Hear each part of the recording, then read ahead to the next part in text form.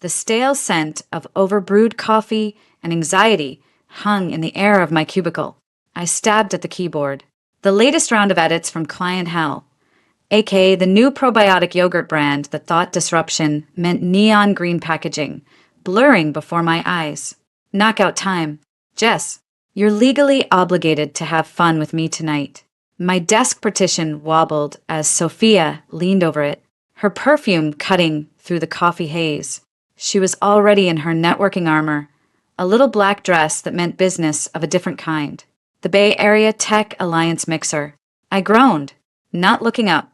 Sophomore, the last one, was just a bunch of VCs smelling each other's funding rounds, and guys in Patagonia vests explaining blockchain to me very, very slowly. And free top shelf liquor. She sang, "Come on, you've been in a dry spell since What's His Face? The guy who loved his microbrew more than you. You need to get back out there. Mr. Right isn't going to knock on your cubicle wall. Mr. Right is probably at home, wisely avoiding events with synergy in the description." I muttered, but I was already saving my work. She had a point. My love life had been a series of underwhelming swipes and fizzled connections. I was 28, a project manager at Sterling Gray, no relation to me. And my most consistent relationship was with my succulents. They were thriving. My romantic prospects were not. The mixer was in a soulless, glass-walled hotel ballroom in Soma. The promised top shelf was a harried bartender pouring mid-shelf gin. Sophia immediately beelined toward a cluster of guys wearing the unofficial Silicon Valley uniform. I grabbed a drink and prepared to orbit the room, smiling until my cheeks ached. That's when I saw the anomaly. He was standing near the back, by a sad-looking ficus tree, looking as out of place as a horse at a tech conference. Not because he was unattractive, quite the opposite. Tall, sandy brown hair that needed a trim, shoulders that suggested actual physical labor. But his suit, it was a shade of navy that had been popular a decade ago. The cut generous, not slim fit. He held a glass of water, observing the room with an amused, detached expression.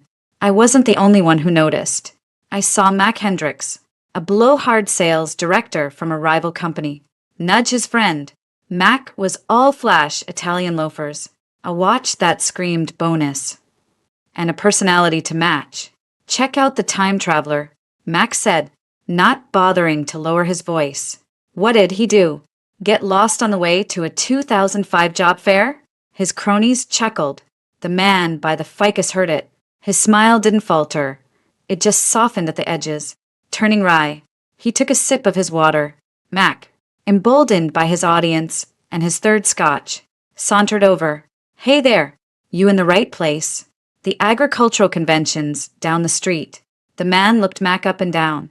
A slow, calm appraisal. "Is it?" he said, his voice a warm, easy baritone. I must have missed the signs. Though, I have to say, the fertilizer content in here seems pretty high already. I choked on my gin and tonic. Mac's face flushed. "Excuse me? Just an observation," the man said, his tone still friendly. "Lots of polished presentation. Not much about the actual crop. Though, what is it you grow? Exactly? Apps?" I couldn't help it. A laugh escaped. Mac shot me a dirty look before turning back. "I'm in SaaS. PAL. Software as a service. It's the backbone of the modern economy." "Right." The man nodded, as if genuinely interested. "So, you don't actually make a thing you can hold. You sell the idea of a thing. A subscription to a function." "Got it. We have something like that back home. We call it rain. We hope it comes. We pay for irrigation when it doesn't, but we can't ever really own it or guarantee it." "Sounds stressful." Mac blinked, his prepared put-downs useless against this kind of plain-spoken, metaphorical deflection. He mumbled something and retreated. The man caught my eye. He gave a slight, conspiratorial shrug. I found myself walking over. "That was brutal," I said, smiling. "And brilliant. You just compared his multi-million-dollar SaaS platform to the weather. Well, it's all uncertain futures, isn't it?" he said. His eyes were a clear, direct blue. "Will it rain? Will the subscription renew?" "Both keep a man up at night," I'm Will. Will Anderson. Jessica Sterling. So, you're not in tech? God. No, he said with a relieved laugh. I sell commercial refrigeration, restaurant walk-in coolers, grocery store freezers. Very exciting. Very tangible stuff. You can touch a freezer. It's cold. It does what it says on the tin. A literal salesman. I said, how refreshing. See what you did there? He grinned. It transformed his face, making him look younger, more open. I'm in town for a distributors meeting. My boss said to come here. Network. I think he just wanted the expense cocktail. But here I am. We talked. It was shockingly easy. He asked about my work and actually listened, not just waiting for his turn to talk about himself. He confessed he found the city exhilarating and exhausting. Everyone's in such a hurry to be somewhere else. He said, back home. You're mostly just trying to be where you are. And where is that? I asked. Little place outside Stockton. Family has some land. Almonds. A few acres of wine grapes we sell to the big guys. My dad. My 3 brothers. We all work it. 3 brothers? Your poor mother. He laughed. A rich, genuine sound. She runs the show. Trust me. Tough as nails. She'd have eaten that sass guy for breakfast and used his business card as a toothpick. I was utterly charmed. He was nothing like the men I usually met. Men who name-dropped their alma maters in the first 5 minutes or whose identities refused to their startup. Will was solid, real. When he talked about his brothers, it was with a roll of his eyes and clear affection. Tom's the oldest. Thinks he's the foreman of the universe. Then the twins, Ben and Chad. Walking trouble. The pair of them. I spent most of my childhood either chasing after them or running from them. He didn't have slick pickup lines. He told a story about trying to fix a decades-old tractor with Chad and ending up covered in hydraulic fluid. Mom made us hose off in the yard before we could set foot in the house. The dog thought we were the best thing ever. Our conversation was interrupted by Sophia, who shot me a wide-eyed, "Who I asked this? Look." I introduced them. Will shook her hand, his grip firm, his manner polite but not fawning. Sophia, usually a sharp judge of character, gave me a subtle thumbs up behind his back. He didn't ask for my number in the ballroom. Instead, as the event was dying, he said, I know this is forward, but my idea of networking is a lot simpler. There's a taco truck 2 blocks from here that's a religious experience. I'll pastor that'll make you question your life choices. If you're not sick of talking to a refrigerator salesman, I'd love to continue this. No synergy. I promise. I went. We ate messy. Perfect tacos on a curb, laughing as grease dripped onto the paper wrappers. He told me more about the farm, the fights over the TV remote, the epic Thanksgiving football games that inevitably ended in arguments. It sounded chaotic, warm, and utterly foreign to my only child. Suburban upbringing. That was the start. Will was in the city for a week. We saw each other every night. He took me to a dive bar with a truly terrible jukebox, not a speakeasy with craft cocktails. We walked across the Golden Gate Bridge, and he wasn't obsessed with getting the perfect Instagram shot. He just wanted to feel the wind. He asked me questions about my family, my friends, what I wanted, not what I did for a living. On our last date before he went back to Stockton, we were in a park, sharing a bag of chips. I'm not a city guy, Jess, he said, his expression serious for once. My life is, it's dirt under your nails. It's early mornings. It's simple. My prospects are the family land. And with 3 brothers, that's not a fortune, split 4 ways. It's a living, a good, honest one. But it's not this. He gestured at the skyline. What makes you think I want this? I asked, and realized I meant it. The constant striving, the curated perfection of it all, exhausted me. Will felt like a gulp of clean air. He kissed me then, and it wasn't flashy or practiced. It was sweet, and firm, and promising. We did the long-distance thing. Weekend trips. He'd drive up in his dusty, dependable Ford pickup. I'd go down there, staying at a modest but clean BB in town. I met the family over pixelated video calls, his smiling, weathered parents, his boisterous brothers shouting greetings from behind them. Their house, in the background, looked comfortable, lived in, with floral wallpaper. One Friday, 6 months in, he picked me up from my apartment. He seemed nervous. "I want to show you my favorite spot," he said. He drove to the Golden Gate Bridge, but instead of walking the main path, he led me to a quieter, more rugged overlook. The city was a glittering tapestry behind us, the water churning below. "It's beautiful," I said, shivering in the ocean breeze. "Jess," he started, fumbling in his pocket. He brought out a small velvet box. My heart stopped. "I'm not a rich man. I'll probably never be a rich man. What I have is a family that drives me crazy, a job that pays the bills, and a lot of hope." He opened the box. Inside was a solitaire diamond, modest but sparkling cleanly in the twilight. I saved for this, for months, sold my old base boat to my buddy Chad to add to the fund. It's not much, but it's real, just like what I feel for you. I want the simple life, but I want it with you. Will you marry me? Tears blurred the lights of the city. It was the antithesis of every over-the-top proposal I'd seen on social media. There was no flash mob, no hidden photographer, just Will, looking more vulnerable than I'd ever seen him, and a small ring bought with a sacrificed boat. It felt like the truest thing in the world. "Yes," I whispered, throwing my arms around his neck. "Yes, 1,000 times yes," as he slid the ring onto my finger. A perfect fit. All I could think about was a future far from the noise, a future of early mornings, of honest work, of family chaos and quiet evenings on a porch. It didn't feel small. It felt like everything. The diamond on my finger felt like a secret talisman against the Monday morning blues.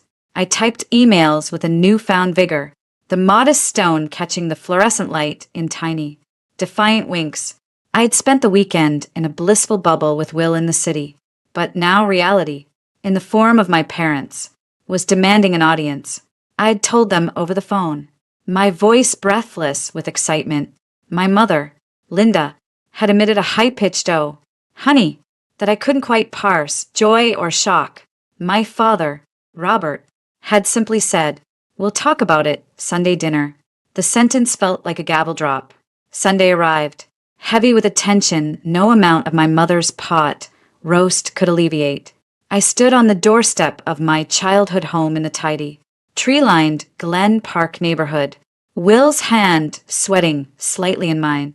He wore his one good suit, the same slightly off navy one, and carried a bouquet of grocery store carnations. He looked endearingly nervous. "They're just people," I whispered, squeezing his hand. "My people." "Right, the people who made you. No pressure," he said, with a weak smile. My mother opened the door, her face a masterpiece of conflicted hospitality. "Jessica, sweetheart." She pulled me into a hug, her eyes immediately flicking to my left hand. Her smile tightened for a nanosecond. "And you must be Will. Come in, come in." The house smelled of rosemary and anxiety. My father wasn't in the living room, the strategic retreat. We were shepherded into the dining room, where the good china was set, a formality, or a warning shot. My younger brother, Kevin, slouched in from the kitchen, a video game, controller still in his hand. He gave me a "you're in for it" look. "Hey, Jess, sup?" He nodded at Will, his assessment quick and teenage brutal.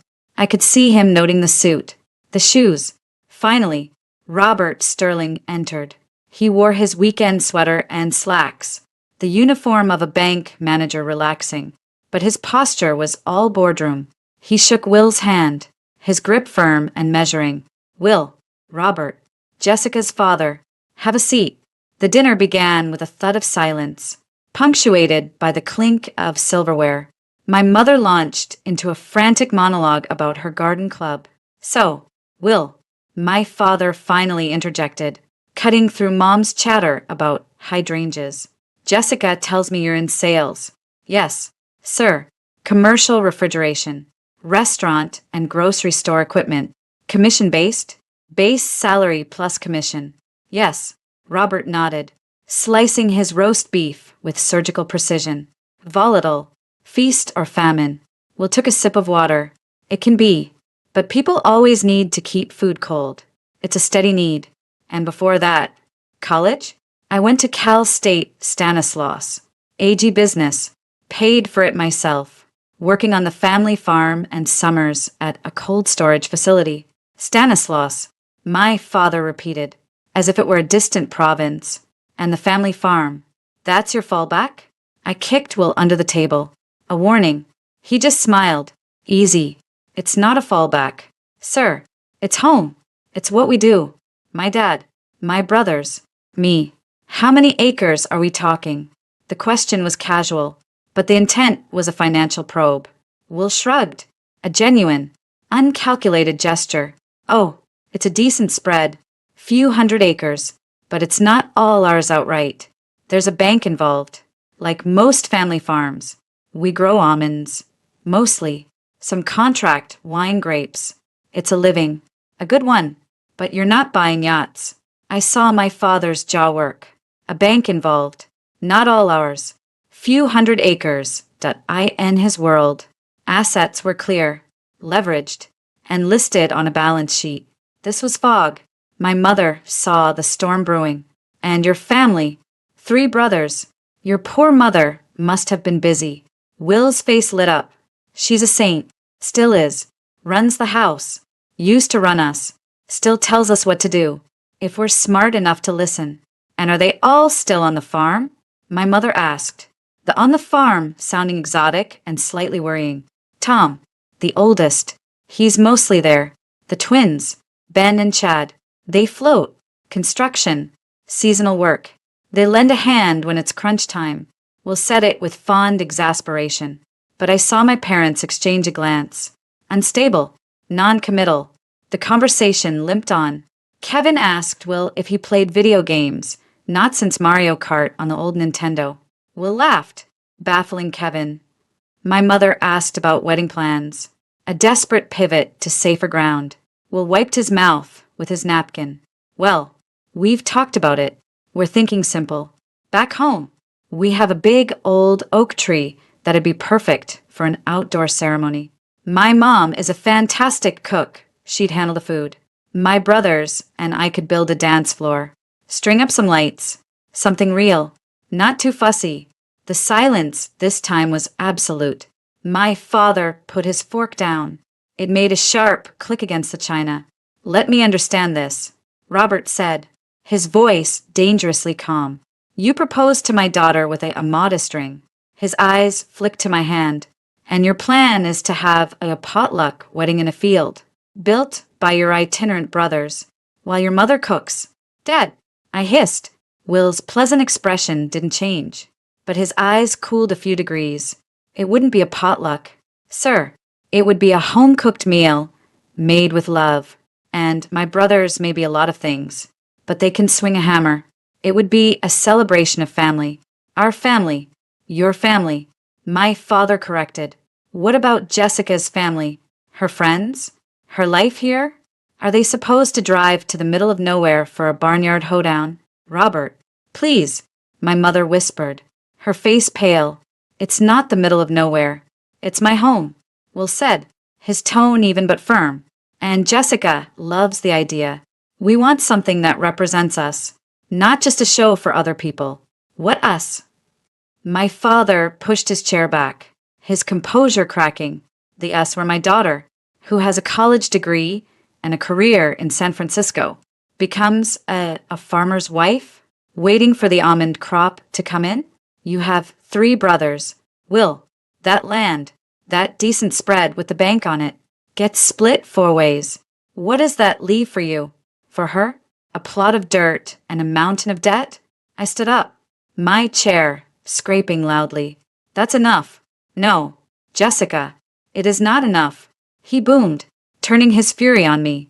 This is your life. He's selling you a fantasy of simple living. It's not simple. It's hard, and it's poor. You'll be chasing chickens and counting pennies while your friends are buying houses and taking vacations. He has nothing to offer you. Will stood now. 2. He wasn't angry, he looked profoundly sad. Mr. Sterling, I love your daughter. I'm offering her a life that's honest, a home that's filled with people who will love her. I'm not offering a stock portfolio. I'm offering myself, and I think that's what she wants. She doesn't know what she wants. My father shouted.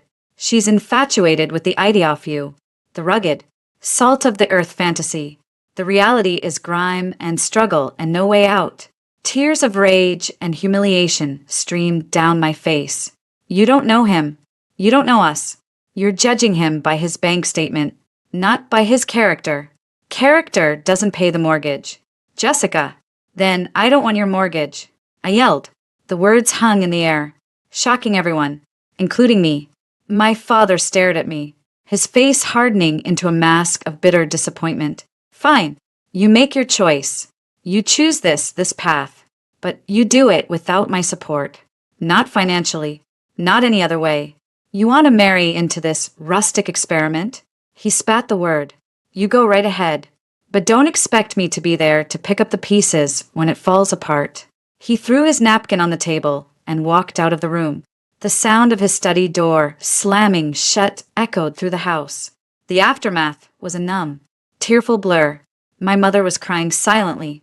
Kevin stared at his plate, looking young and embarrassed. Will gently took my arm. We should go. My mother followed us to the door. Jessica, honey, he doesn't mean it. He meant every word. I said, my voice hollow, in the quiet of Will's truck. The silence was thick. I felt shattered. Will reached over and took my hand, his thumb stroking my knuckles. I'm so sorry, I finally whispered. Don't be, he said, his voice low and steady. He's your father. He's scared for you. He sees a life he doesn't understand and thinks it's a threat. He pulled the truck over on a quiet side street and turned to face me. His eyes were earnest in the dashboard glow. Jess, listen to me. I love you, not because of your family, or your job, or where you come from. And you need to love me, or not love me, for the same reasons. Not because you're rebelling against your dad. Not because you think my life is some romantic escape. But because of me, the man who sells freezers and loves you. Can you do that? His words were a bomb and a challenge. He wasn't asking me to choose between him and my father. He was asking me to choose us for the right reasons. It stripped away the noise, the anger, the class anxiety, and went straight to the heart of it. I looked at him, at his kind, worried face, at the simple sincerity that had drawn me in from the start. My father saw poverty and instability.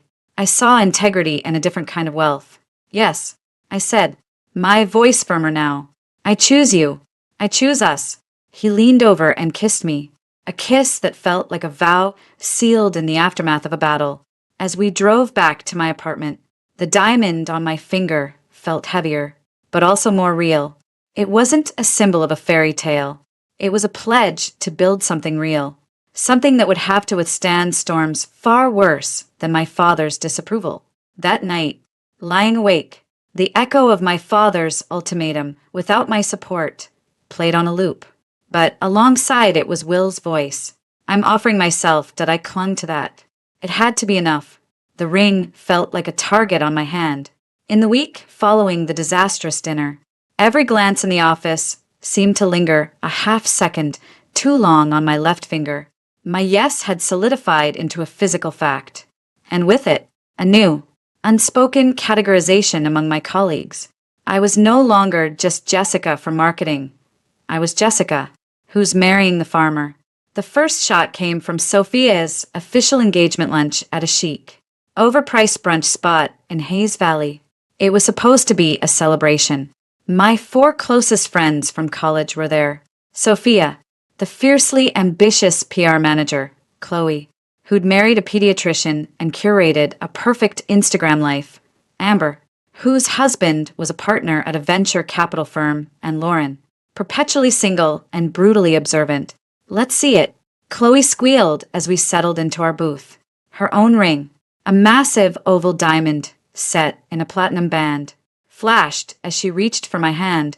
I extended it, a flicker of pride still battling the nerves. The modest solitaire looked almost stark against the white linen.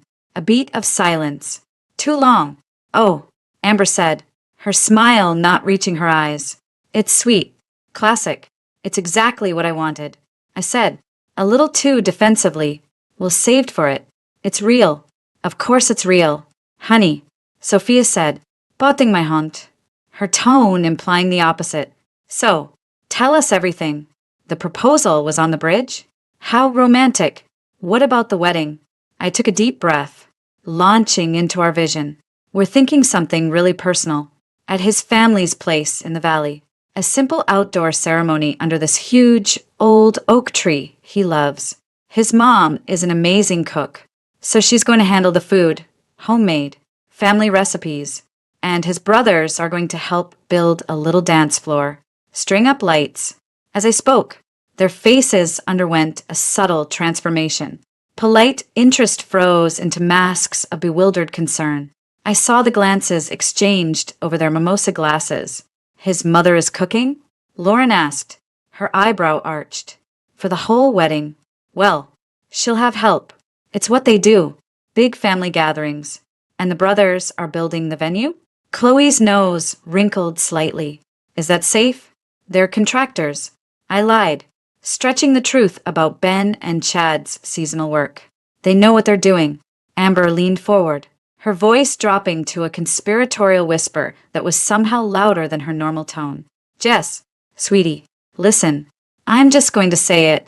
This all sounds very Little House on the Prairie, and not in a cute, vintage way, in a we still churn our own butter way.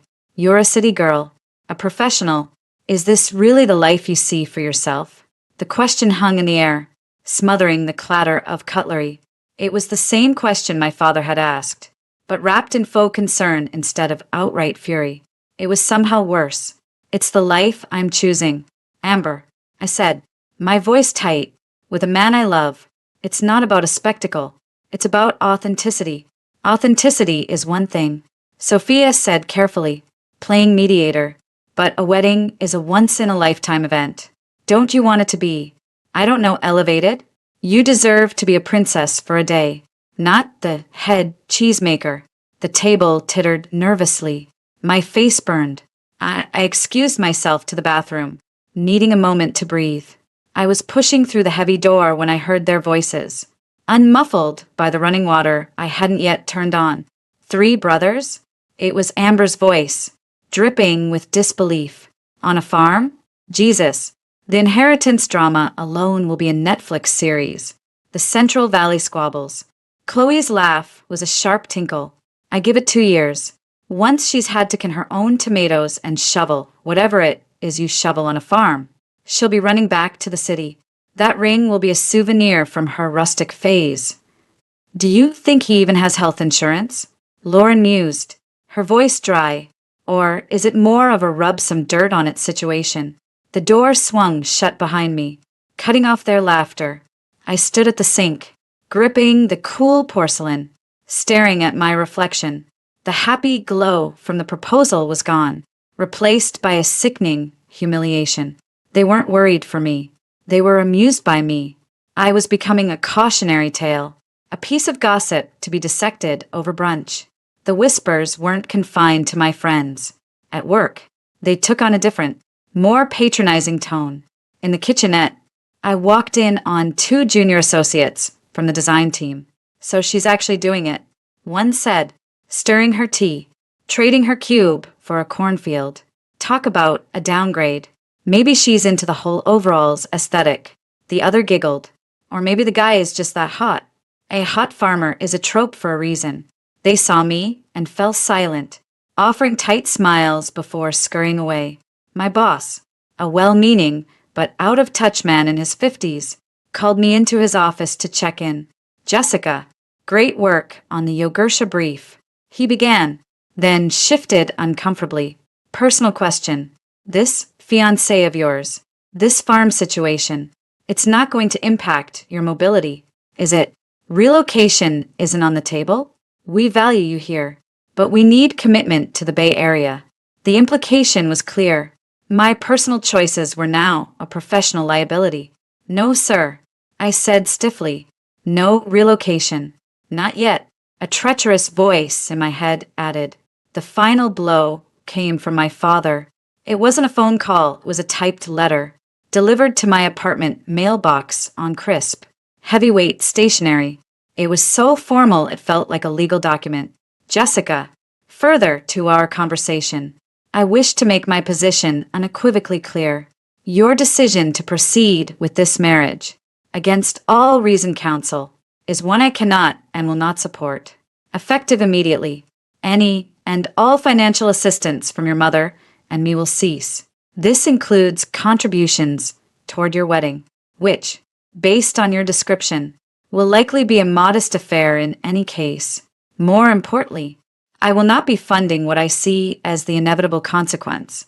Your eventual return when this romantic fantasy collides with economic reality. Furthermore, while I will always be your father, I cannot in good conscience participate in a ceremony that symbolizes, to me, a profound mistake. Do not expect my presence. I hope, in time, you will see this not as an ultimatum, but as the painful consequence of your own choice. My door will be open when you come to your senses. Robert Sterling. I read it 3 times. The words blurring.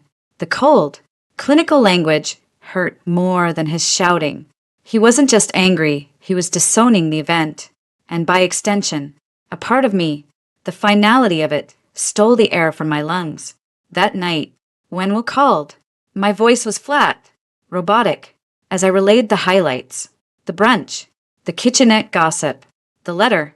Jessica, honey, I'm so sorry. Will's voice was a warm blanket over the phone line, tinged with anger. Those people, they don't get it. They live in a world of labels and price tags. They can't see what we have. What do we have? Will. The question slipped out, born of sheer exhaustion and doubt. Because from where I'm standing, we have a mountain of judgment and a father who won't walk me down the aisle. We have each other, he said, his voice intense. We have a future we're building from the ground up. Literally, it's not going to be easy. I never said it would be, but it's going to be ours. Not your father's, not Amber's, not your boss's, ours. A little house, maybe with a porch, a garden, crazy family dinners, real life. Jess, not this performative life everyone else is chasing. He painted the picture again, the one that had first seduced me, the quiet mornings, the tangible work, the love that wasn't measured in carats or square footage. It was a lifeline. My mom is sending you her famous peach cobbler recipe, he said, shifting tone. She said to tell you it's a welcome to the family gift. And Ben and Chad got in a fist fight over who gets to give the best man speech. Tom had to break it up. It's chaos here, but it's our chaos, and there's a place for you in it. I managed a wet laugh. The image was so absurd, so real compared to the polished cruelty of my friends. I miss you, and I hate that they're making me doubt this. Us. Don't let them, he said softly, firmly. The doubt is the price of admission to something real. Everyone else is taking the easy ride. We're choosing the path, and it's going to be worth it. I promise. After we hung up, I looked at the rejection letter from my father, then at the simple ring on my finger. 2 symbols, pulling me in opposite directions. One was cold, hard, certain in its rejection. The other was a small, warm circle of metal, a promise of something uncertain but chosen. I picked up the letter, walked to the kitchen, and held it over the sink. I flicked on the lighter I used for candles. The corner of the expensive paper caught, curling and blackening, the harsh words dissolving into fragile ash. I dropped it into the stainless steel basin and watched it burn out. The act was symbolic, childish even. It didn't change my father's mind. It didn't stop the whispers. But as I washed the gray residue down the drain, I felt a sliver of resolve harden inside me. Will was right. This was the path, and I was going to walk it, even if I had to walk it alone. For now, his voice in the darkness was enough. It had to be. The burned remains of my father's letter were a gritty smear in my sink drain, a daily reminder of the line I'd crossed. The initial, defiant high of rebellion faded. replaced by the grinding logistics of reality. Love, I was discovering, didn't pay deposits. A week after the brunch debacle, I sat at my kitchen table, a spreadsheet open on my laptop, bank statements and invoice printouts scattered like fallen leaves. The number at the bottom was blinking red in my mind. If not on the screen, Will's voice, warm and reassuring, came through my phone's speaker. And Mom says she's got the ceremony site all picked out. Under the big oak near the old equipment shed. She's already started clearing the brush. Says it'll be perfect. That's great. Honey, I said, my eyes fixed on the column labeled SF expenses. My half. The photographer I'd loved wanted $4,000. The dress I'd tried on, not a princess ball gown, but a simple, elegant sheath, was $1,200. The modest bouquet and boutonnieres, $500. Flights and a 2-night stay for my 3 bridesmaids, Sophia, begrudgingly, had agreed, plus 2 other less judgmental friends at a budget hotel. Another $1,500. It was all so normal, and it was sinking me. Jess, you there? Yeah, sorry, just looking at numbers. Will, about the photographer, the one I told you about? Her work is incredible, very natural, not posed. The one from San Francisco. His tone shifted, a familiar, gentle caution entering it. Babe, we talked about this. My cousin Erica has a really nice DSLR.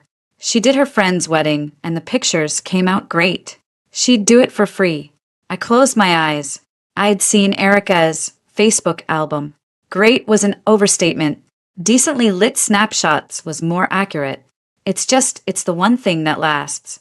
You know, the pictures, and the marriage lasts. Jess, he said, softly but firmly, the pictures are just pictures. We're trying to be smart here. A fancy photographer is a luxury, not a necessity. It's not us. It's not us. The phrase was becoming a mantra, a blanket veto against anything that strayed from his vision of rustic simplicity, a vision that, I was starting to realize, was also defined by a very strict budget. His budget, but my half of the costs here. I told you, my family's covering everything on our end. The venue, free. The food, Mom and the aunts are cooking. The beer and wine. We'll get a keg and some cases from the discount store. The music, Tom's putting together a playlist on a speaker. Your side is just your dress, your people's travel, stuff like that. We always knew that. We had not always known that. Or at least, I hadn't fully processed what simple meant in financial terms. It meant his family provided the framework of a wedding, and I was responsible for filling it with the details that made it feel like my wedding too. And my resources were dwindling fast. My savings are taking a serious hit. Will, I said, unable to keep the strain out of my voice. There was a pause on the other end. I know, and I'm sorry. I wish I could give you the world, but I can't. What I can give you is a real home, a real life, with no debt hanging over us from one day of partying. Is that so bad? It wasn't bad. It was responsible. It was adult. And it felt, in that moment, incredibly unfair. No, I whispered. It's not bad. But after we hung up, the resentment simmered. Why was his definition of real the only valid one? Why was my desire for beautiful photographs a betrayal of our values? The weight of my father's withdrawal pressed down on me. His financial support, which I'd always taken for granted for a milestone like this, was gone. The safety net had been yanked away. A few days later, I was in a bridal salon in the marina with my mother. It was a concession. She'd insisted on paying for the dress. A last bastion of maternal support in the Cold War with my father. The atmosphere was strained. She fluttered around me, adjusting the sample gown I'd tried on, the $1,200 sheath. You look beautiful, honey, she said, her voice thick. She was crying, but not the happy tears of a mother of the bride. Mom, don't, I said, staring at my reflection. The dress was perfect. It felt like me, but I saw a stranger in the mirror, a woman getting married in a field, with a cousin on photography duty, her father absent. She sniffled, dabbing her eyes with a tissue. I just pictured something different. The St. Francis Hotel, you in a cathedral train, your father dancing with you to Butterfly Kisses. The song was a cliche, but it shattered me. It was the wedding she'd dreamed of for me since I was a little girl. A dream born of her own middle-class aspirations. This is my dream now, Mom, I said, but it sounded hollow. Is it? She asked, her gaze meeting mine in the mirror. Or is it Will's dream, and you're just accommodating? Because that's what we do. Jessica, we accommodate. But sometimes, you need to accommodate yourself. The saleswoman, sensing the tension, discreetly retreated. I love him, I said, the statement a plea. I know you do, sweetheart, and he seems like a good man, a kind man. But love doesn't pay the bills. Love doesn't stop you from wanting pretty things, from wanting a day that feels special in the way you imagine it. She came closer, putting her hands on my shoulders. Her touch was warm, her words a gentle, painful truth. I'm not saying you need a $50,000 wedding, but a little help. Will's family, are they contributing at all? To your part? I shook my head, the lace neckline suddenly feeling like a chokehold. They're doing the location, the food, the infrastructure. She sighed, a world of disappointment in that sound. So you're paying to attend your own wedding. And your father, she didn't finish. She didn't need to. From her purse, she pulled out a plain white envelope and pressed it into my hand. It's not much. 5,000. It's from my personal account. Don't tell your father. Mom, I can't. You can. And you will. Her voice was firm now. Use it for the photographer. Or for a honeymoon. Something for you. For Bothoff you. Just promise me you're not making a mistake. I took the envelope. Its weight a crushing mix of guilt and relief. It was a lifeline, but it felt like a betrayal of the we're in this together. Just us narrative I was trying to build with Will. The final crack came during a phone call about the honeymoon. I'd been researching cheap cabins in Tahoe, trying to make the camping idea work. But a part of me yearned for warmth, for sand, for a clean break from everything. I found a last-minute deal for a 4-star resort in Maui. It was still a stretch, but with my mom's secret money, maybe, Will, I found something. Maui. 7 days. It's a steal. And we could. Maui? He cut me off, and I heard the frown in his voice. Jess, that's a whole other level. Flights, resort costs, all the tourist traps. We talked about Tahoe, camping under the stars. It's beautiful. It's peaceful. It's us. Maui is for people like your friends. All-inclusive packages and poolside drinks with umbrellas. That's not who we are. Something in me snapped. Whoaroo. Will. The words burst out, sharp and ragged. We're a couple getting married. Maybe who we are is a couple that wants to lie on a beach for a week and not think about budget spreadsheets or who's cooking the damn reception chicken. Maybe who we are is still figuring that out. And it might include a desire for a fucking pina colada. The silence on the line was deafening. I want this one thing. I continued, my voice breaking. I'm giving up my family. My friends think I'm a joke. I'm paying for my own wedding. Can't we have this one thing that feels like a treat? Not just the cheapest possible option? His voice was quiet, wounded. It's not about cheap. It's about values. I don't want that life. Jess, the flashy, materialistic life. I thought you didn't either. I fell in love with a woman who saw through all that. If you need a fancy honeymoon to make this wedding feel valid, then maybe. He trailed off, but the implication hung there. Maybe you're not the woman I thought you were. The fight that followed was our first real one, a low, tense exchange of grievances and fears. He felt I was being seduced by the very world he was rejecting. I felt he was unilaterally defining our shared life as one of aesthetic and financial austerity, with no room for my dreams. However modest they seemed to him. We didn't yell. We spoke in cold, careful sentences that left frostbite. We ended the call with a terse agreement to revisit the honeymoon discussion later. No, I love you. Just silence.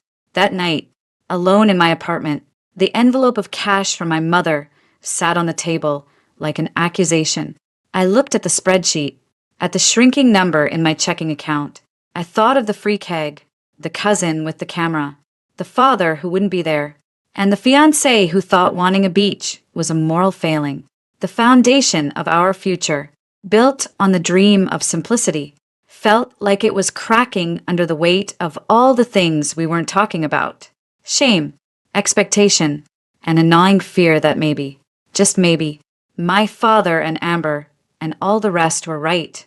Not about Will being a bad person, but about this being a mistake of catastrophic proportions. The wedding was in 3 weeks. The invitations, simple cardstock I'd printed at Kinko's, had been mailed. There was no turning back. All I could do was keep moving forward, hoping the cracks wouldn't split wide open before I walked down the makeshift aisle under that old oak tree. The drive down Interstate 5 was a 5-hour descent into a different reality. The sleek glass and steel of San Francisco bled into suburban sprawl, then into the flat, sun-baked expanse of the Central Valley. Almond orchards lined the highway in neat, military rows, their branches still bare in the late winter light. The air in Will's truck, usually filled with easy conversation or comfortable silence, was thick with tension. My father, Robert, sat stiffly in the passenger seat, his gaze fixed on the passing fields as if they were a personal insult. My mother, Linda, attempted brittle small talk from the back seat with me and my brother Kevin, who had his headphones on but wasn't playing any music, absorbing everything. Will, behind the wheel, was a study in focused cheerfulness, pointing out landmarks that only underscored our journey into the hinterlands. That's the new processing plant, biggest almond huller in the county, he said. Fascinating, my father muttered, not taking his eyes off the horizon. We're about 20 minutes out, Will added, his tone carefully neutral. I booked you guys rooms at the Best Western in town. It's clean, has a pool. Not staying at the homestead? My father asked, the word dripping with sarcasm. Will's knuckles tightened slightly on the wheel. House is a bit crowded with my brothers in and out. And my folks, they're not really set up for guests. The motel be more comfortable. I saw the look my parents exchanged. They're not set up for guests, another mark against them. We pulled off the main highway onto a Tulane County road, then onto a well-maintained gravel drive marked by a simple, sun-bleached mailbox that read Anderson. The land opened up. Neat rows of dormant grapevines on one side, almond trees on the other. It was tidy, productive, and modest. The farmhouse came into view. It was a white, 2-story clapboard house with a wide porch. It looked like a house from a Norman Rockwell painting. If the painting had faded after 50 years in the sun, it was charming in a worn, lived-in way, with hydrangea bushes browned for winter by the steps and a tire swing hanging from a massive valley oak. But it wasn't an estate. It was just a nice, old farmhouse. Here we are, Will said, pulling up in front. He seemed to brace himself. The front door opened before we got out of the truck. Will's parents emerged. They matched the house. His father, Joe, was a lean man in crisp, outdated Wranglers and a plaid shirt, his face a roadmap of sun lines. His mother, Marge, wore a floral apron over a simple dress, her gray hair in a soft bun. They smiled, but their smiles didn't quite reach their eyes. They were polite, welcoming, yet there was a strange formality to it, like actors playing a part they'd rehearsed but didn't fully feel. Welcome, welcome, Marge said, her voice warm but oddly measured. She gave me a hug that was just a bit too brief. Jessica, dear, so good to finally meet you in person. Mr. and Mrs. Sterling, Joe said, shaking my father's hand with a firm, calloused grip. Appreciate you making the trip. My father nodded, his own smile a thin, tight line. Joe, Marge, thank you for having us. We were ushered inside. The interior was cozy, filled with the smell of baking and old wood. The furniture was solid, antique, but not antique shop precious. Family photos in simple frames lined the mantel, Will and his brothers as gap-toothed kids. A wedding photo of Joe and Marge that looked straight out of the 70s. It was all perfectly, utterly normal, and that's what felt off. It was too normal, too much like a stage set for quaint farm family. The back door slammed open. "They hear." A booming voice called out. Will's brothers entered. Tom, the oldest, was a larger, louder version of Will, with a handshake that threatened to break bones. "Great to meet you. Heard so much about you all. Jess, you're even prettier than Will said. And he ain't no poet." His joviality was forceful, a performance in itself. Then the twins, Ben and Chad. They were lean, with mischievous grins that seemed permanently affixed. "So you're the city girl who snagged our little brother," Chad said, winking at me. "Hope you're ready for the chaos." "Chaos is our middle name," Ben added, slinging an arm around Chad. "Well, not legally, but it should be." They launched into a story about putting frogs in Will's bed when they were kids. Their banter, rapid fire, filled with slang and exaggerated country accents that sounded practiced. They were playing rowdy farm boys to the hilt. Kevin, watching from the sidelines, smirked. He saw it too. Lunch was served in the cozy dining room. Marge had made a hearty beef stew and homemade bread. The conversation was stilted. "So, Joe," my father began, using his business lunch voice. "You mentioned contract grapes. Who do you sell to?" "Oh, a few of the bigger wineries in Lodi," Joe said, his answer vague. "The market's been good lately." "Lodi? I would have thought Napa, given the proximity," my father pressed, showing off his superficial knowledge of California wine. "Different terroir," Joe said easily, a little too easily. "Our soil's better for the bulk blends." It was a technically correct but evasive answer. My mother tried another angle. "The house is so charming." "Marge, how long has it been in the family?" Marge's smile flickered. "Oh, a good long while. Will's great-grandfather built it." She stood up abruptly. "Who's ready for pie?" I made apple. The tour of the property was next. Will showed us the barn, a classic red structure that was clean and functional, housing some old but well-kept equipment. The famous oak tree for the ceremony was majestic. He pointed out the boundaries of their land, which seemed to blend into neighboring fields without clear distinction. Everything was pleasant, but scaled down. My father's earlier fantasies of a spread seemed to shrink with each step. At one point, Robert pulled me aside near the equipment shed. He lowered his voice, his eyes scanning the tidy yard. "You see it, don't you, Jessica?" he said, not unkindly, but with a weary certainty.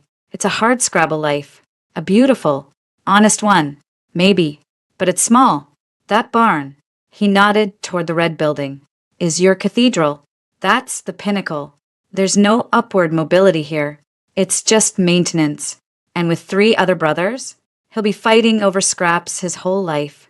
"Dad, it's not about—" "It is," he interrupted. "It's about stability. It's about providing. He can't provide you the life you're used to, the life you deserve. Look at his parents. Salt of the earth, I'm sure, but they're old, tired. This is their whole world, and it's going to be yours." He put a hand on my shoulder. His final, defeated plea. "I'm here. I came, and all it's done is show me I was right. It breaks my heart, but I was right. You're making a mistake."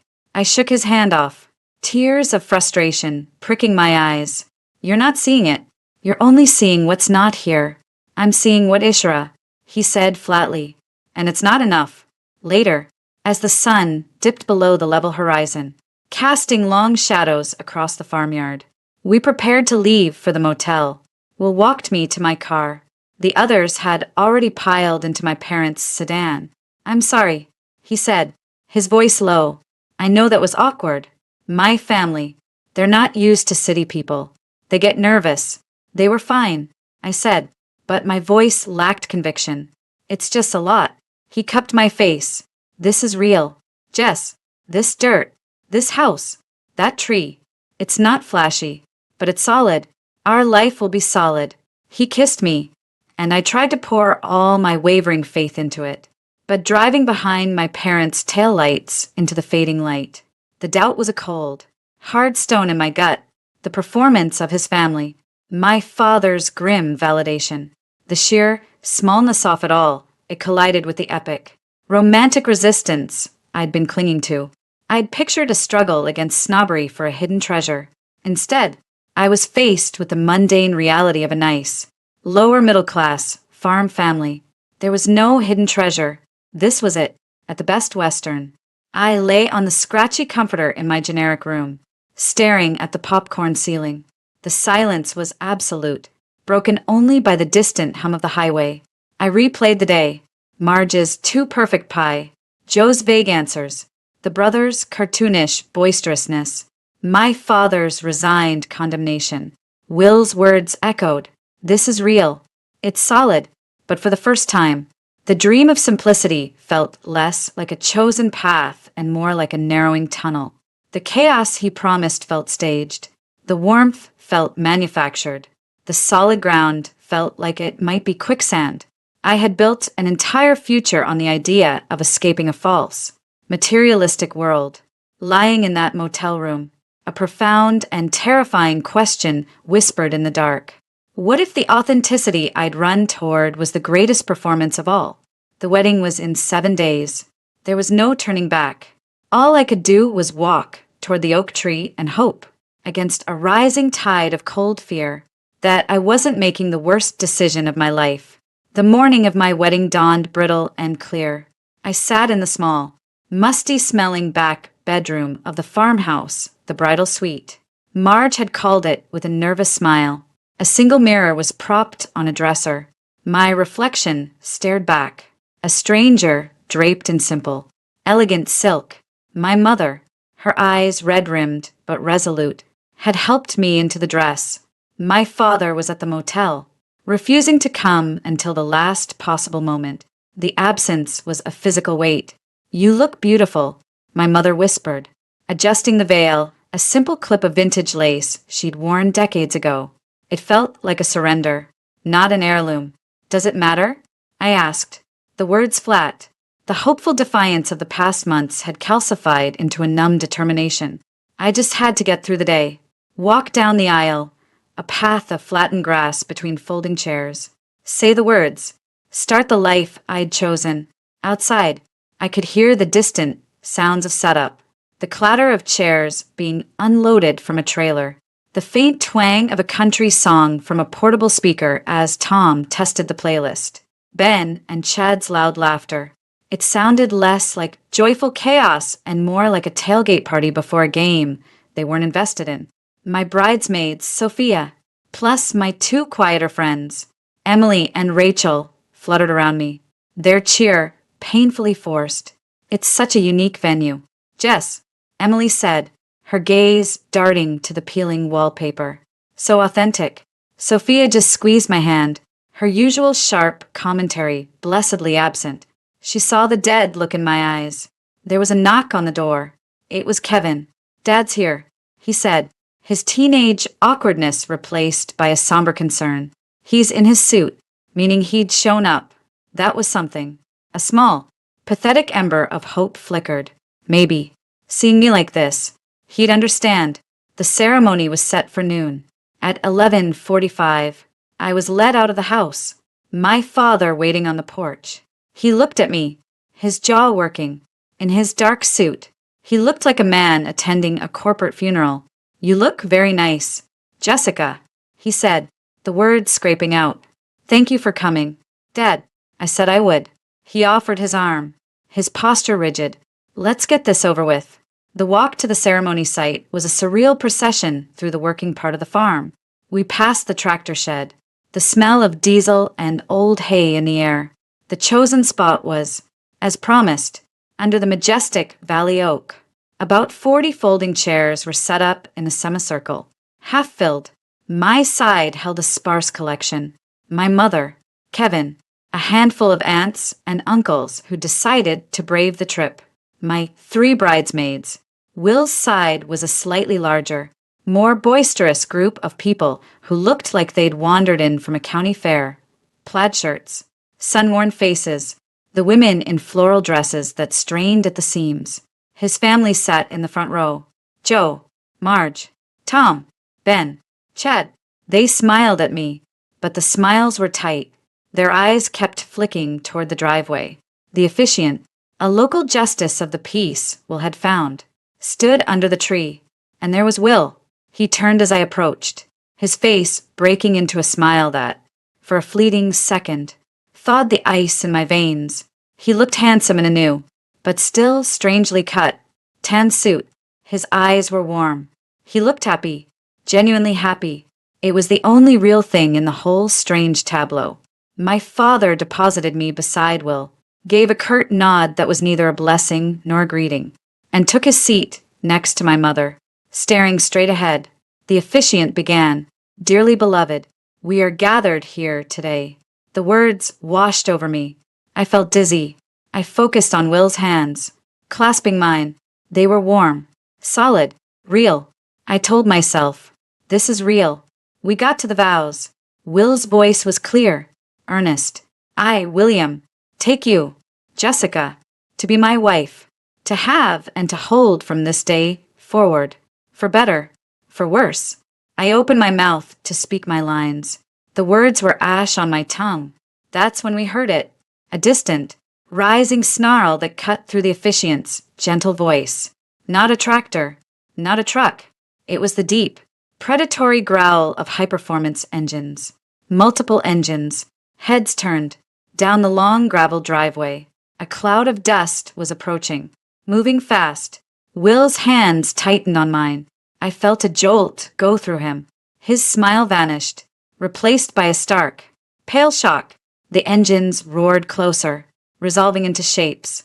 A sleek, gunmetal gray Porsche 911 led the charge, followed by a blood-red Ferrari, a hulking black Mercedes G-Wagon, and at the rear, a monolithic, silver Rolls-Royce Cullinan. They weren't driving. They were attacking the landscape, tearing up the gravel, scattering chickens. They screeched to a halt in a line at the edge of the field, mere feet from the last row of folding chairs, their engines ticking like bombs in the sudden silence. All pretense of a ceremony was over. The justice of the peace trailed off, his book lowering. Everyone stared. The door of the Rolls-Royce opened. A man in a chauffeur's uniform emerged, moving with robotic precision to open the rear passenger door. Out stepped an old man. He was tall, lean, and wielded a polished black cane, not for support, but as an extension of his will. His hair was a sweep of silver, his face a mask of aristocratic displeasure carved from granite. He wore a suit so impeccably tailored it seemed to reject the very dust in the air. His eyes, a glacial blue, swept over the scene, the folding chairs, the portable speaker, the guests in their Walmart best, me in my simple dress, Will in his ill-fitting suit with an expression of utter, profound contempt. He didn't walk, he processed. His cane punctuated each step on the hard earth as he strode directly toward us. His chauffeur and another severe-looking man in a dark suit falling in behind him. The wedding guests parted before him like the Red Sea. He stopped before the justice of the peace. Without a word, he reached out and plucked the leather-bound book from the man's hands. The officiant was too stunned to protest. The old man turned his gaze on Will. His voice, when he spoke, wasn't loud. It was dry, cold, and carried with the cutting force of a scalpel. "William, this charade has gone on long enough." Will's face was bone-white. "Grandfather." He choked out. The word was a gasp. "Grandfather." A collective, audible intake of breath rustled through the crowd. "You were given a year." The old man continued, his tone conversational, yet devastating. "A year to sow your wild oats, to play at being common, to conduct your childish little social experiment in squalor. I indulged you, but to bring it to this, to involve an innocent bystander in this theatrical poverty, His eyes flicked to me, and I felt scanned, catalogued, and dismissed. It ends now. He turned to address the stunned audience, his voice projecting. My apologies for the interruption. My name is William Alexander Van Derwin III. This foolish boy, he jerked his cane toward Will, who flinched, is my grandson and heir, William Alexander Van Derwin IV. This, his cane made a slow, sweeping arc that encompassed the entire horizon, is not a family farm. This is Silver Oak Vale, 650 acres of the most coveted Pinot Noir and Cabernet Sauvignon terroir in Napa Valley. That quaint farmhouse is a caretaker's cottage. The main house, he pointed his cane toward a wooded hillock to the north, invisible from where we stood, is through those trees. This rustic venue you're standing in is part of a vineyard that produces bottles which retail for upwards of $400. The silence was absolute, profound. You could hear the breeze in the oak leaves. My father shot to his feet, his face a grotesque canvas of disbelief, dawning comprehension, and a horrifying, greedy hope. Will found his voice, desperate, pleading, "Grandfather, stop! Jessica, please, let me explain." Explain what?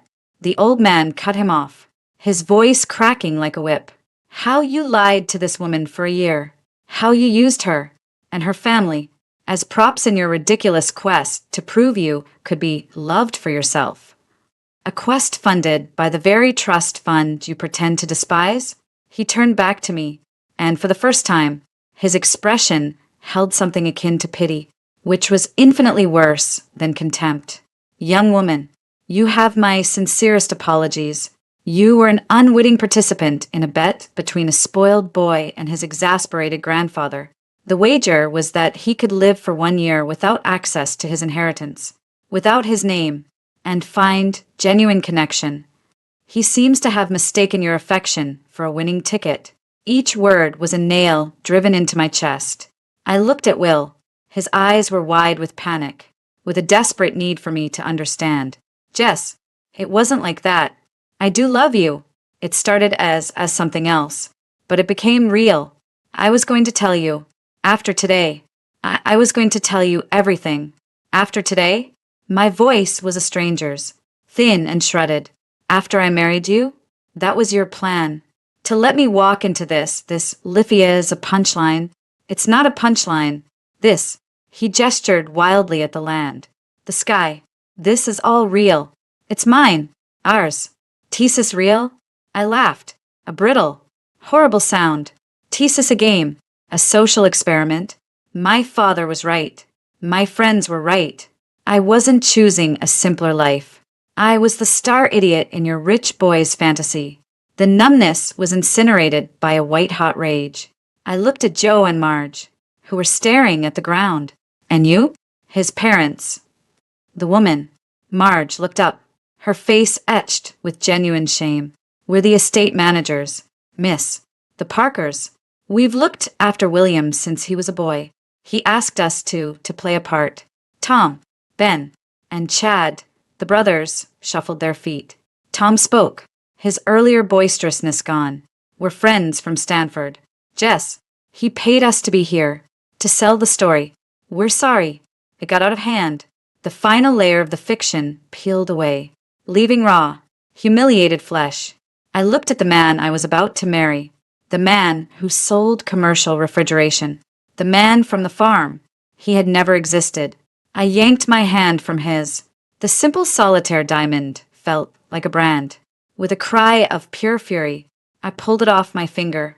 It wasn't a grand gesture. It was a spasm of disgust. I didn't throw it at him. I dropped it. It fell into the dust at his feet. A tiny, worthless sparkle in the dirt. You wanted someone to love you for yourself? I said, my voice trembling but clear. The problem is, you never showed me yourself. You showed me a character, a poorly written character in a stupid, cruel play. I turned to my parents. My mother was sobbing silently into her hands. My father was just staring, his mind visibly recalculating the entire universe. Take me home. Please, get me out of here. As I turned to walk away, Will made a move to follow. Jessica. Wait. His grandfather's cane shot out, barring his path. Let her go. William. You've done enough damage. He looked at me, then at my shell-shocked family. My driver will take you wherever you need to go. Again. My apologies for my grandson's appalling lack of judgment. I didn't look back.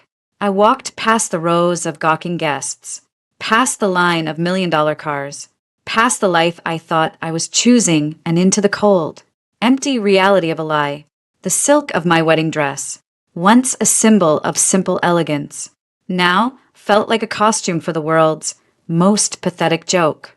I climbed into the back of the idling Rolls-Royce, my mother and brother following numbly. My father paused, looking back at the scene, at the imposing figure of William Van Derwin III, a strange, calculating light beginning to dawn in his eyes. Then he got in. The door closed with a soft, definitive thud, sealing me in silent, leather-lined luxury. As the car pulled away, the last thing I saw through the tinted window was Will, standing alone under the giant oak, his figure growing smaller and smaller, surrounded by the vast, beautiful, deceitful vineyard he called home. The silent, leather-lined interior of the Rolls-Royce was a sarcophagus. I stared straight ahead, seeing nothing. My mother's soft weeping was the only sound. Kevin sat rigid, his teenage worldview shattered alongside mine. My father, in the front passenger seat, was eerily quiet, his head turned to watch the Napa Valley landscape, the real landscape, of manicured vineyards and gated drives, slide past the window. The chauffeur, a man of polished granite, finally spoke as we merged onto the highway toward the city. Mr. Van Derwin has instructed me to take you to your residence of choice. Alternatively, a suite at the Fairmont has been arranged. Should you require it, just take us home, my father said, his voice not his own. It was a voice calculating, reassessing. Our home in Glen Park. The ride was a blur of shame. My wedding dress, once a symbol of my chosen simplicity, was now a grotesque costume. I felt the silk like a prison. I wanted to tear it off, to burn it. The car pulled up to my parents' house. The normalcy of the trimmed lawn, the neighbor walking his dog, was an assault. The chauffeur handed my father a discreet, thick ivory card. My direct line, Sir, Mr. Van Derwin III wished to extend his personal assurance that any inconveniences will be addressed. My father took the card, his fingers closing around it as if it were a winning lottery ticket. Thank you, he said, the obsequiousness in his tone making me nauseous. Inside, the dam broke. My mother collapsed onto the sofa, sobbing in earnest. My poor baby, that monster, that lying, filthy rich monster. I just stood in the middle of the living room, the dress pooling around me. I need to get out of this, I mumbled, and walked like a sleepwalker to my old bedroom. Changing into sweatpants and a t-shirt felt like shedding a skin, but the humiliation was tattooed underneath. I sat on the bed, my mind a white noise scream. The knock on the door was gentle. It was Kevin. Hey, he said, leaning against the doorframe. He looked older. That was the most messed up thing I've ever seen. A choked laugh escaped me. Yeah, for what it's worth. I'm sorry, and I think you're handling it better than Mom or him. He nodded toward the living room. Downstairs, I could hear the beginnings of the new reality. Do you have any idea what this means, Linda? My father's voice was a hushed, fervent whisper. Van Derwin, the Van Derwins of Silver Oak Vale. Their estate is worth more than this entire block. The old man gave me his personal card. Robert, our daughter's heart is broken. My mother cried. And that's terrible. It is. But that boy is the heir. Maybe this isn't the end. Maybe this is a test. A blip. If Jessica plays her cards right, this could be the best thing that ever happened to her. To all of us. I walked to the top of the stairs, cold fury cutting through the numbness. Play my cards right? My voice echoed in the stairwell. They both looked up, startled. My fiancé, a fictional person, by the way, humiliated me in front of everyone I know as part of the bet. And you're talking about playing my cards, right? My father had the decency to look abashed, but only for a second. Jessica, be rational. The man is a billionaire. Or will be. This was a stupid stunt. Yes, but the foundation, the reality, is still there. He clearly has feelings for you. The old man himself apologized. He didn't apologize to me. I spat. He apologized for his grandson's bad manners. Like he'd tracked mud on a priceless rug. I was the rug. Dad. I was the inconvenience. I turned and went back to my room, slamming the door. The first of many doors I'd slam in the coming days. The next morning, the digital world descended. My phone, which I'd kept off, buzzed to life with a vengeance when I finally plugged it in. Dozens of missed calls, hundreds of texts and notifications. The news had broken. A gossip site had it first. Napa Valley Prince's pauper prank. Airplay's farmer. Fool's city bride.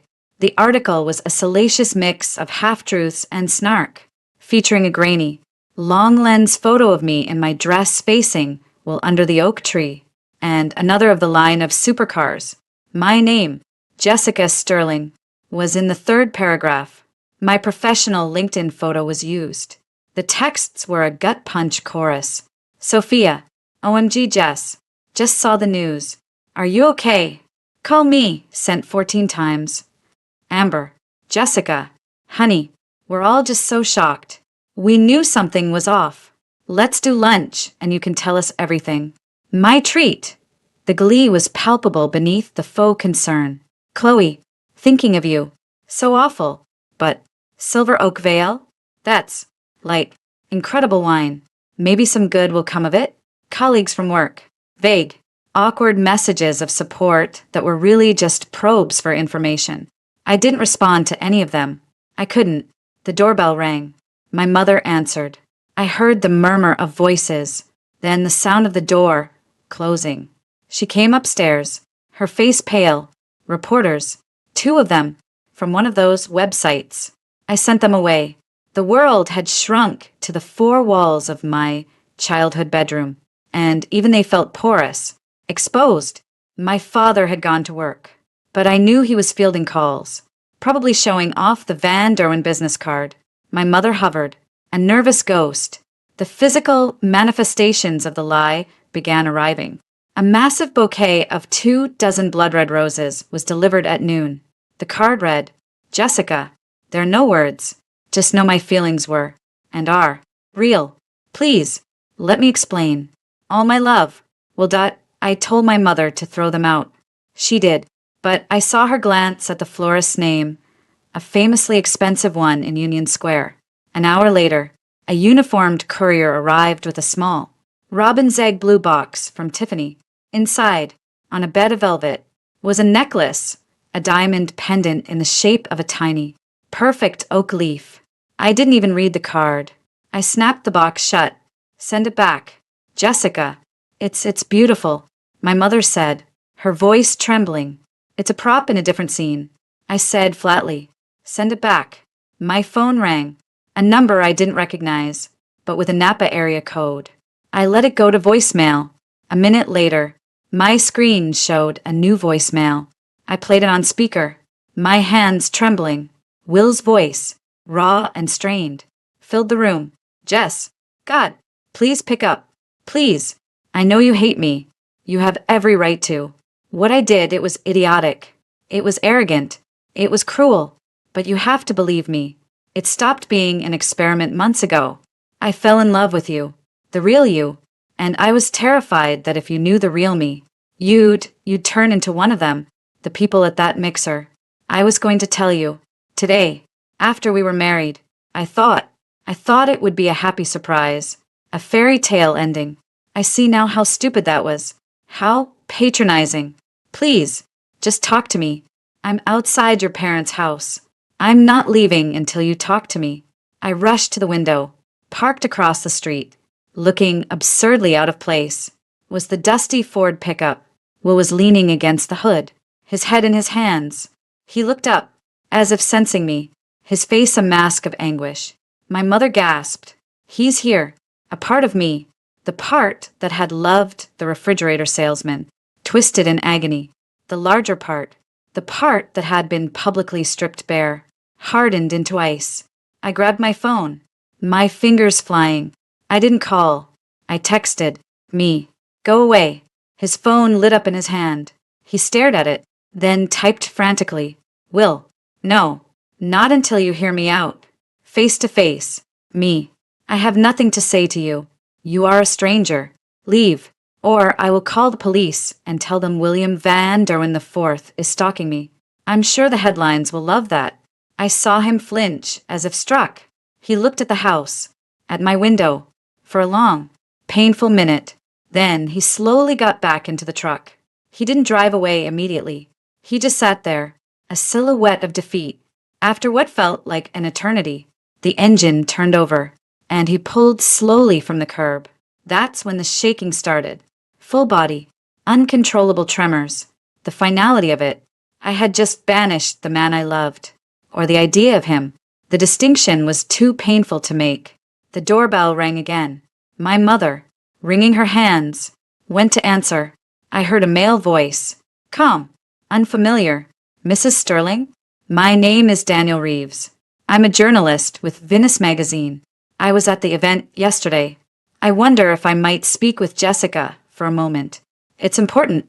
A journalist. Of course. I marched down the stairs, ready to scream at him to get off our property. He stood in the doorway, not trying to push in. He was in his 30s, with kind, intelligent eyes and no camera in sight. He held up his hands in a placating gesture. Jessica, I'm not here for a quote, and I'm not with the tabloids. I was at Silver Oak Vale doing a feature on their library of rare vintages. I was in the main house when everything happened. I saw it, all of it. So you got a great story. Congratulations, I said, my voice hollow. No, he said, his gaze steady. I got sick to my stomach, and then I remembered something. He reached into the pocket of his jacket and pulled out a small, professional digital recorder. I was doing an interview earlier in the day with the head viticulturist. I forgot to turn it off. I had it in my breast pocket when I walked down to see what the commotion was about 20 minutes before the ceremony. He held it out. I reviewed the audio this morning. There's a conversation on here between Will and his friend Tom. It happens just before you arrived at the site. I think you need to hear it. Not for a story. For you. I stared at the recorder. It looked like a tiny black coffin. My mother looked at me, her eyes wide. Jessica. I took the recorder. Why? I asked Daniel. Why bring this to me? He met my eyes. Because what he did was shitty.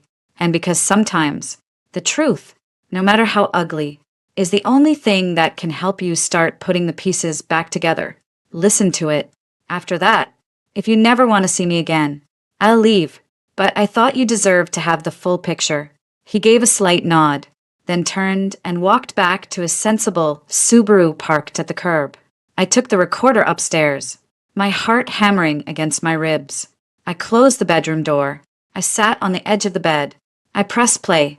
There was the muffled sound of footsteps on gravel, rustling fabric. Then Tom's voice, clear and laughing, came through. Nervous. Brother? Will's voice, tight but excited. Shut up. You'd be nervous too. This is it. The big reveal. You really think she's going to be happy? Or just pissed as hell? A pause. Will's voice, lighter now, tinged with the same glib charm I'd fallen for. But now it curdled in my ears. Are you kidding? Once she gets over the initial shock, once she sees the house, the cellar, the bank accounts, she'll faint.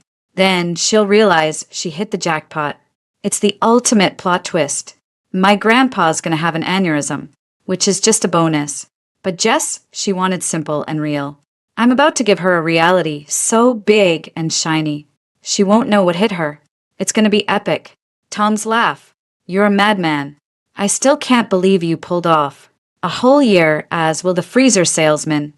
Worth it, Will said, his voice dripping with smug satisfaction.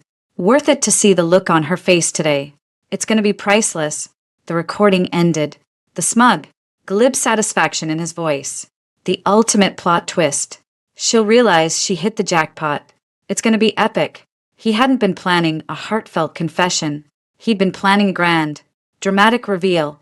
My pain, my confusion, my family's humiliation. It was all part of the entertainment, the climax of his epic year-long prank. The last fragile thread holding my heart together snapped. The love, the hurt, the betrayal, it all crystallized into something cold, hard, and clear. Pure, undiluted contempt. The numbness was gone. In its place was a sharp, focused rage. He hadn't just lied. He'd turned my love, my integrity, my struggle, into the punchline of his private joke. And he'd been ex-aeterno deliberate. I looked at the recorder in my hand. Daniel was right. This was the truth. Ugly, undeniable. And mine. It wasn't a gift. It was a weapon.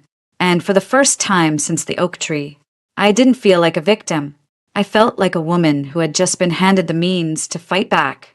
The cold, clear rage that followed the recording was a better companion than the numb shock. It was fuel. It kept me from dissolving into the sobbing heap everyone expected. I didn't cry. I moved. The first thing I did was make a copy of Daniel's audio file. I saved it to the cloud, to a hard drive, to a USB stick I wore around my neck like a warrior's talisman. It was my truth, my proof. The world outside my room, however, continued to be a circus of the grotesque. My father, Robert Sterling, underwent a transformation so complete it was psychological whiplash. The man who had threatened disownment now spoke of the Van Derwins with a reverent, proprietary air. He cornered me in the kitchen 2 days after the disaster. Jessica, we need to be strategic about this. He began, pouring himself a coffee he didn't need. I've been in touch with Mr. Van Derwin's office. A very discreet, very senior associate. You did what? I was loading the dishwasher, clattering plates to keep my hands from shaking. Damage control, he said, as if it were obvious, and opportunity assessment. The old man is clearly contrite. He wants to make this right. There's talk of a settlement, a goodwill gesture. I stopped, a greasy frying pan in my hand. A settlement? For what? Emotional distress? Are you suggesting I sue the love of my life for fraudulent courtship? He's not the love of your life. He's a spoiled brat who played a con. My father snapped, then lowered his voice, leaning in. But he's a billionaire spoiled brat. His family wants this to go away. Quietly, we have leverage. We could ensure your future is secure. A down payment on a house here in the city. Graduate school. Anything you want. The sheer, naked avarice in his eyes turned my stomach. So, what? I was supposed to marry him for money. But since that blew up, we just extort the money directly? Is that the playing my cards right you mentioned? It's not extortion. It's restitution. He insisted. They owe you. They publicly humiliated you. This is how the world works. Jessica, you turn misfortune into advantage. My misfortune is not your business opportunity. I said, my voice low and deadly. You don't get to monetize my heartbreak. Stay out of it. He scoffed, shaking his head. You're still thinking with your heart. Start thinking with your head. That recording your journalist friend gave you? That's not just a memento. That's a weapon. A very valuable one. I slammed the dishwasher shut. It's mine, and I will decide what to do with it. Meanwhile, the offers poured in. Not just from Will, more flowers, more jewels, a handwritten letter delivered by a lawyer that I burned unread. But from the media, everyone wanted the jilted Napa bride exclusive. A sleazy TV talk show offered a safe space to tell your story. A tabloid offered 6 figures for photos and my diary. My voicemail was full of producers' pitches. I deleted them all. My silence, however, only fueled the speculation. The narrative in the gossip columns hardened. I was either a gold digger who'd gotten a tantalizingly close sniff of money, or a pathetic rube too broken to speak. I hated both versions. It was Daniel, again, who provided the sane path forward. He called a week after his first visit. I'm not asking for an interview, he said immediately, but I have a friend, Eleanor Vance. She's a lawyer, not a celebrity divorce shark. but she specializes in high net worth reputation management and, well, situations where there's a profound power imbalance and emotional manipulation. She's ethical. She might be able to help you navigate this. Just talk to her. Exhausted, feeling adrift. I agreed. Eleanor Vance was in her 50s, sharp-eyed, with a no-nonsense demeanor and a conference room with a view of the bay that felt intentionally neutral. Jessica, she said, after I'd haltingly told the story, the recorder between us on the table. You have no interest in a financial settlement, correct? Correct. I don't want their money. I want to not be a joke. Then we don't sue. A lawsuit would drag this out for years, keep you tied to him, and in the end, they have deeper pockets and would likely settle to make it go away anyway, which would make you look like what your father is suggesting. She tapped a pen on her legal pad. What we can do is control the narrative. You have the ultimate leverage, the truth, and the moral high ground, which, in the court of public opinion, is sometimes more powerful than a legal ruling. What does that mean? It means we go on the offensive, but on your terms. We draft a statement, not for the tabloids. We release it to the AP, the Chronicle, Forbes even, a clear, factual, unemotional account. We frame his actions for what they are, a prolonged, premeditated deception, a social experiment that constitutes emotional fraud. We use his own grandfather's words against him. We don't ask for anything. We simply state what happened and its impact. Then, you publish something longer form, an article, a first-person piece about identity, trust, and the casual cruelty of wealth. Not just sob story, a think piece. A think piece? I echoed, skeptical. You're a marketing professional. Eleanor said, a faint smile touching her lips. You know how to shape a message. Use those skills. Right now. You're a victim in a salacious story. Reframe it. Make yourself the expert witness in a larger cultural critique. It takes the power back, and it makes it very, very hard for William Van Derwin IV to ever be seen as anything other than what he is. A shallow, reckless boy. The idea was a lifeline. It wasn't about revenge. It was about reclamation. I worked with Eleanor on the statement. It was brutal in its simplicity. My engagement to William Anderson was built on a complete fabrication. For over a year, I was led to believe I was in a relationship with a man of modest means and simple values, while he was in fact conducting what his family has termed a social experiment. My sincere emotions, and the strain it placed on my own family, were used as unknowing test subjects in this endeavor. The public manner of the deception's unraveling has been deeply traumatizing. While I seek no financial compensation, I believe it is important to label this behavior for what it is. Emotional fraud, the profound breach of trust, and the objectification of genuine human connection for personal amusement is unacceptable. Regardless of wealth or status, we released it. The fallout was immediate and different. The snarky blogs quieted. The Chronicle ran a piece titled, Napa Airs, Prank, Rice Questions of Consent and Emotional Abuse. Forbes had a column on the ethical vacuum of trust fund experiments. The tide of public opinion, ever fickle, began to turn. I was no longer a punchline, I was a case study. Then, I wrote the article. I wrote about the loneliness of city life that made simple so seductive. I wrote about the subtle condescension of my friends and family, and the sickening irony that their worst fears had come true in a way they never imagined. I wrote about the erosion of self-trust. How do you ever believe your own judgment again?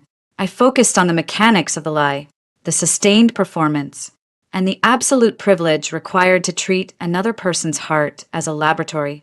I submitted it anonymously to Daniel's magazine, Vinous, but the details were unmistakable. They published it online under the headline, The Vintage of Deceit, on being the unwitting subject in a rich man's reality. It went viral in a way the gossip never had. The emails started flooding the magazine's editorial address, not from reporters, but from readers, women who'd been lied to about finances, about marriages, about identities, people who felt seen. The comments were filled with, "This isn't just about money. It's about power. And thank you for giving words to this. Will's response was a series of increasingly desperate, rambling emails to my personal address, which I forwarded to Eleanor. His grandfather's response was more effective. William Van Derwin was reportedly traveling abroad and focusing on family business interests in Europe. A polite exile. The Van Derwin PR machine was in overdrive, but they couldn't fight the framing of emotional fraud. It stuck. One evening, as I was finally beginning to look at apartments, I couldn't stay at my parents'. Not with my father's new obsession, Daniel called. The piece was incredible, he said. His voice was warm, devoid of pity, brave, and smart. It's starting a real conversation. Thanks. And thanks for the lawyer referral. Eleanor is a pit bull in a pantsuit. She is. He paused. Listen, I know this is the last thing you need, but I'm heading up to Sonoma tomorrow to visit a small, family-run Pinot producer. No drama, no castles, just two brothers who love dirt and grapes. I have to interview them. I thought, if you're not sick of the wine country and want to see what the real thing looks like, you could come. As a palate cleanser. No pressure. Just a drive. I was silent for a long moment. The idea of setting foot back in wine country made my skin crawl. But the idea of seeing the real thing, as he put it, and the idea of spending time with someone who had seen me at my worst and handed me a tool instead of a platitude. Just a drive. I echoed. Just a drive. He confirmed. I went.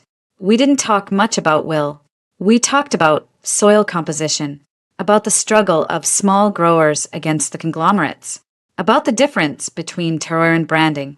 I watched the two brothers, their hands permanently stained with earth, argue passionately about oak barrels versus concrete eggs. It was real. It was unpretentious.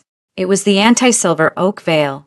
On the drive back, as the sun set over the golden hills, Daniel said, "You know, in the wine world, sometimes the most profound vintages come from the most stressed vines. The struggle forces the roots deeper, makes the character more complex." I looked out the window, the first semblance of peace I'd felt in weeks settling over me. The anchor of that damning recording had stopped my drift. The action of writing, of speaking my truth, had given me a direction. I wasn't healed. The wound was still raw and massive. But for the first time, I wasn't just floating in the aftermath. I was beginning, tentatively, to swim. My father, seeing the positive press and my newfound steel, backed off his settlement talk, though I'd catch him looking at me with a new, confused respect. The media found fresher scandals. Will's emails dwindled to a stop. I was alone, but I was no longer a spectacle. I was a woman who had been shattered, and was now, piece by painful piece, gathering the fragments. And some of those fragments, I was starting to realize, were sharper and stronger than they'd ever been before. The quiet after the storm was a new kind of sound. It wasn't the silence of shock, but the purposeful quiet of a workshop after the blueprints are drawn. The viral article hadn't just given me a voice, it had given me a strange, unwanted currency, expertise in betrayal. I started getting emails, not just from readers, but from junior publicists, branding consultants, even a sociology professor asking if I'd speak to her class. The world wanted to dissect the Van Derwin phenomenon, and I was the primary source. I ignored the speaking requests, but one email, forwarded by Daniel, caught my eye. It was from a woman named Claire, who ran a tiny, struggling family winery in Sonoma. She'd read my article. "You wrote about the difference between the story and the substance that you wrote. That's our daily battle. The big guys have the story, the castles, the legacy. We have the substance, our hands in the dirt, our name on every bottle. But no one hears us. We can't afford their marketing." It sparked an idea, a dangerous, thrilling idea. But first, there was unfinished business. Will had finally resurfaced, not with flowers or jewels, but with a single, terse email requesting a meeting. "I'm back. I need to see you, just to talk. I'll come to you, anywhere you want. No games. Eleanor, my lawyer, advised against it. It serves no legal purpose and could be emotionally volatile. Daniel was more nuanced. You might need it, he said over coffee at a quiet spot in the mission.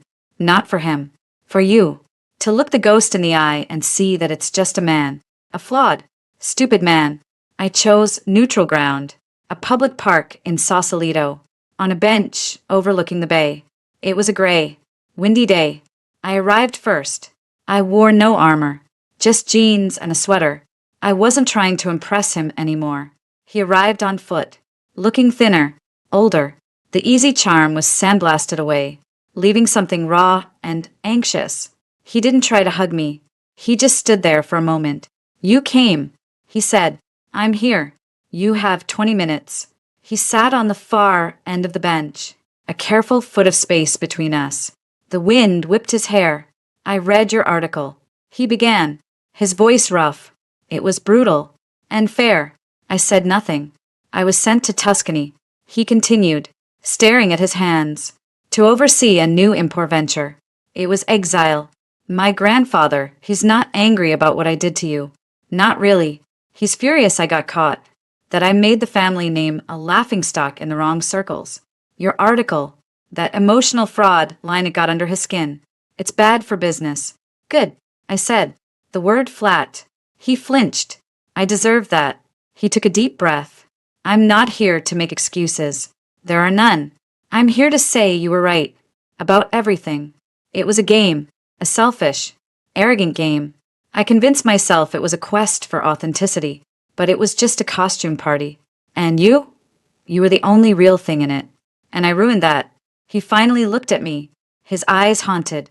The things I said on that recording. God, hearing it from your perspective, I sounded like a monster, a clueless, entitled monster. I wasn't excited to trick you, Jessica. I was terrified. I was excited for the spectacle, for the big moment where all the pressure would be off and I could just be with you, as myself, with everything out in the open. But I was too cowardly to do it the right way, so I engineered a traumatic, public unveiling and called it a grand gesture. It was the act of a child. The apology was better crafted than his earlier pleas. It sounded practiced. Maybe it was. Maybe he'd been in therapy. It didn't matter. Why did you do it? I asked. Not the why of the experiment, but the deeper why. Why me? Was I just conveniently naive? The right mix of city girl disillusioned and romantic? No. The word burst from him. No. You are the most genuine person I'd ever met. You saw me, Will Anderson, and you loved him. That was the drug. For the first time in my life, someone loved me without the filter of the Van Derwin name, the money, the expectation. I got addicted to it, and instead of coming clean, I just kept taking more. I was a love junkie, and you were my pure, uncut supply. It was the most honest thing he'd ever said to me, and it changed nothing. I believe you, I said quietly. I believe you were addicted to the version of yourself you created for me. But that's not love, Will. That's narcissism.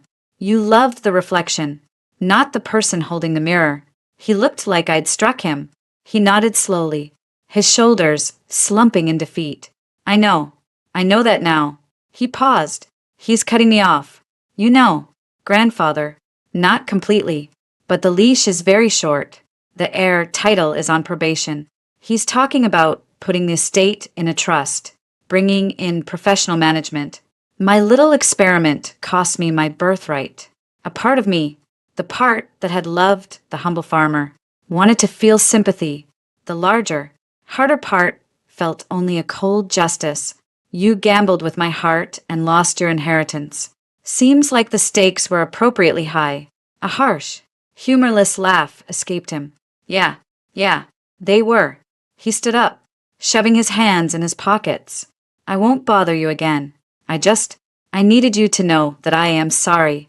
Not because I got caught, not because of the bad press, but because I hurt you, the real you, and I will regret that for the rest of my life. He started to walk away, then turned back. For what it's worth, the man you fell in love with, the one who liked cheap tacos and hated pretentious people, he was in there. He's just buried under a century of other people's expectations and my own stupidity. You helped me find him, and then I blew it up. He gave a final, weary nod. Goodbye, Jessica. I watched him walk away, his figure growing smaller against the vast, gray expanse of the bay. The ghost was just a man, a sad, diminished man walking into a gilded cage of his own making. I felt no triumph, no burning hatred, just a vast, empty space where a future used to be, and in that emptiness, a strange sense of release. The meeting did what Daniel said it would. It made him human, and in making him human, it made his actions unforgivable in a mundane, rather than mythical, way. He wasn't a villain in a fairy tale. He was a rich, messed up guy who did a terrible thing. The scales fell from my eyes. Finally and completely, the energy I'd spent on anger, on grief, on simply surviving the fallout, was now free. I poured it into the idea Claire's email had sparked. I met with Daniel again. I want to start a company, I said, laying out my laptop in his modest apartment. A marketing and event consultancy, but hyper niche, for wineries like Claire's, the small, authentic, family-run places in Napa and Sonoma who have incredible product but get drowned out by the silver oak vallas of the world. I know how to craft a narrative. I just live-eat a masterclass in false narratives. I can help them tell their true story, not as a cheaper alternative, but as the premium choice for people who care about substance over spectacle. Daniel listened, his eyes lighting up with professional interest. It's a great angle. Post Van Derwen. Your name actually carries a kind of credibility in that world. You're the whistleblower on bullshit. That's what I was thinking. I could curate experiences, tiny, immersive tours, harvest dinners in the actual family kitchen, interviews with the winemakers.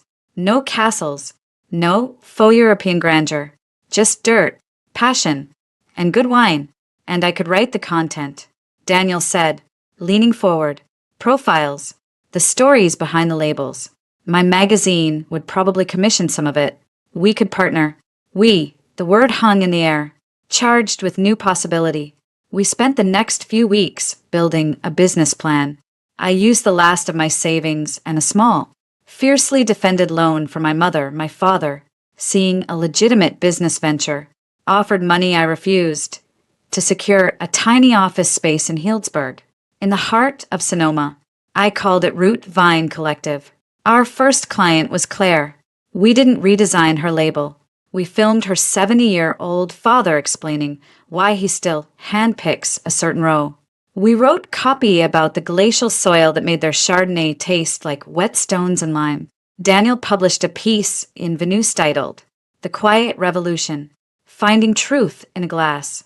It got noticed. Other wineries called.